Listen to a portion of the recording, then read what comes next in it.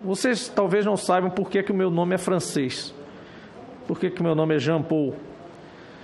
Minha mãe fugiu dos nazistas, saiu de Paris, ela nasceu em Paris, e aos 8 anos de idade, ela saiu pela mão da mãe, Jeanne-Marie, as duas, a pé de Paris, avisadas pela irmã da minha avó, que era da resistência francesa, e disse: olha, você é uma mãe e uma filha sozinhas, vocês têm que ir embora daqui porque os nazistas estão entrando em Paris. E elas saíram a pé de lá. Então, e elas vieram para Portugal, onde o pai da minha mãe, que não era casado com minha avó, as acolheu e, obviamente, cuidou delas, enfim, mas a história podia ser bem mais triste do que isso, mas, de fato, esse é um trauma que muitos imigrantes, inclusive brasileiros, carregam, certamente. Dos dois lados, inclusive, porque há imigrantes alemães que nunca toparam o nazismo e que vieram para cá. Não são só os nazistas que fugiram para cá. Há muito mais alemães que vieram para cá e se estabeleceram justamente por não concordar com esse regime. Eu já disse 2, 3 vezes aqui, e por uma vez tentaram distorcer minhas palavras, que eu tenho nojo, asco, repugnância verdadeira pelos falsos patriotas. Como a fala do senador Randolph foi exatamente a respeito disso, eu falo as palavras dele, a respeito de falsos patriotas e a respeito de patriotismo. Patriotas são vocês. Não precisam se enrolar em bandeira, nem ser usuário de camisa da CBF. Poderiam até ser, não há problema nenhum nisso. Mas patriotas se medem pelas atitudes que vocês tiveram. E quero parabenizá-los também por fugir do nazismo. Principalmente o Dr. Walter. Como a minha mãe, Walter, você fugiu a pé dessa seita. Aquele hino ali me deu engulhos. Ainda bem que não tinha as imagens. As imagens deveriam ser terríveis. Pessoas fazendo saudação. Eu não quero imaginar o que seja isso. Então, apesar de eu não ter nascido à época, eu sei exatamente o que a minha mãe passou e contava. De ter que ser criada fora do seu país, nunca mais ter voltado, só depois de bem mais velha, e ter que sair a pé, com medo de um regime nazista, que fazia experiência com pessoas, que usava eugenia e preconizava, que achava que tinha o direito de dispor sobre a vida e a morte das pessoas, que eram superiores.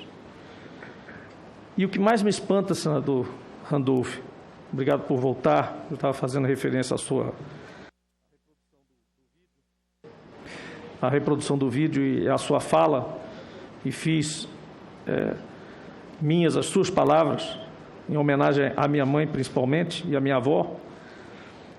Mas vejo gente, por um lado, defendendo o direito de defender o nazismo, vi agora recentemente um jornalista fazendo isso na televisão. E o que mais me causa arrepio é que talvez essas pessoas, eu vi o senhor Tadeu agora, na situação de fraqueza que um consumidor ou paciente tem diante de estruturas como essa, quase foi assassinado o senador Randolph por esse plano de saúde e acabou aqui quase elogiando o plano, dizendo que trata-se de uma estrutura, elogiar a estrutura do plano Prevent Center. Ainda depende dela. O senhor disse, ainda dependo dela. Ainda preciso dessa estrutura. Talvez se você migrar agora para outro plano, não tenha condição de fazer a migração, por isso está elogiando o plano. Ou seja, essas pessoas nazistas estão operando agora, nesse momento, as we speak, nesse momento. Eles estão lá, fazendo sabe-se lá o quê. Talvez com menos veemência, com menos virulência, mas estão lá, essas mentes doentias, nazistas, estão neste momento operando um plano que nós não conseguimos ainda, claro, porque temos prerrogativas limitadas aqui, estagnar, exterminar, para usar um verbo bem cabível nesse caso, exterminar esse tipo de plano, com esse tipo de gente.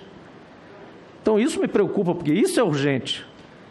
Essa lorota de conversinha de consórcio Nordeste, sem prova nenhuma, sem nada, um presidente que abre uma sessão da CPI já diz o veredito. Aqui não aconteceu isso, eu não vi em momento nenhum. O presidente Randolph, o presidente Omar Abdulaziz, imigrantes também, dar vereditos antes. Dizer, tenho provas e houve roubo, tenho isso e houve aquilo. E cadê? Então isso não é urgente, é estagnar esse tipo de coisa aqui. Eu entendo particularmente que há dois aspectos essenciais a serem aclarados aqui, senador Randolph, do ponto de vista técnico, de regulação desse setor. Um é a verticalização. A estruturação de um sistema de saúde verticalizado, com operadoras congregando todas as etapas do atendimento médico, permitiu o acobertamento de práticas criminosas que ameaçaram a vida de pelo menos um brasileiro que está aqui, o senhor Tadeu, mas provavelmente milhares de pessoas em igualdade de condições. Quando cuidados paliativos são usados para reduzir gastos, claramente estamos diante de uma inversão de prioridades. A verticalização, de fato, gera economia, mas também diminui etapas para que os envolvidos constatem equívocos ou impropriedades. Todas as etapas do atendimento médico ficam sob uma única fiscalização e de uma única responsabilidade que pode omitir falhas e, no caso presente, crimes. É evidente a omissão da agência reguladora responsável, a ANS, que não cumpriu seu dever de fiscalizar. Como tenho dito aqui reiteradamente nesse Senado, o enfraquecimento e o aparelhamento das agências reguladoras compõem um cenário de sabotagem do Estado brasileiro, com prejuízo imenso para os cidadãos. E essa é uma atividade que é diferente de petróleo, energia, aqui é vida, diretamente. Portanto, é preciso, nesse primeiro ponto, averiguar, apurar responsabilidades, punir quem não cumpriu o seu papel. E, se for o caso, senador Randolph, proceder às alterações legislativas necessárias, senadora Soraya. Cabe a nós legislar, aprender e legislar. O segundo aspecto, e aí é bem sensível, eu sei, mas tenho que entrar nele, é o Conselho Federal de Medicina. Esse é outro envolvido numa trágica ocorrência como essa e essas, que passou de uma instituição representativa de classe para um balcão governista que empenhou a saúde do povo para satisfazer a ideologia governante, senador Contarato. Está mais do que provado que o argumento da suposta autonomia do médico não existe, é uma quimera. Em alguns casos, como relatado hoje, claramente o profissional médico era coagido a receitar medicamentos sem eficácia, desprovidos de qualquer suporte de quem devia protegê-los. O depoente Dr. Walter nos apresenta que a autonomia médica já era uma questão dentro da Prevent Senior antes da pandemia. E o contexto de uma pandemia somente intensificou essa gestão de recursos baseada no dinheiro e não na vida.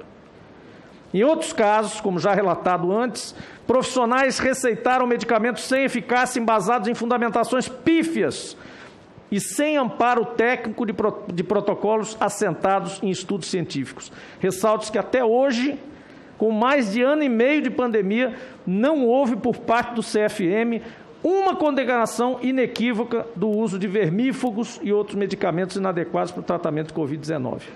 A omissão do Conselho e dos conselhos regionais, que alguns entraram nessa campanha também, inclusive o nosso do Rio Grande do Norte, terá consequências duradouras. Viola-se a confiança que naturalmente deveria existir entre paciente e médico. Como o paciente pode confiar ao se descobrir, por meio dessa CPI, que tantos profissionais arriscaram vidas, mas em alguns casos condenaram à morte familiares e pessoas queridas, por interesses econômicos, ou simples subserviência à ideologia do presidente da República. Portanto, cabe a esse Senado Federal, a partir dos escombros desse desastre humanitário, fortalecer as instâncias de controle para assegurar que essa ignomínia, ou essas todas ignomínias que ouvimos aqui hoje e antes, não se repitam. Presidente, muito obrigado e eu vou me reservar aquela réplica do consórcio do Nordeste para um outro momento no plenário. Obrigado. Teria Vossa Excelência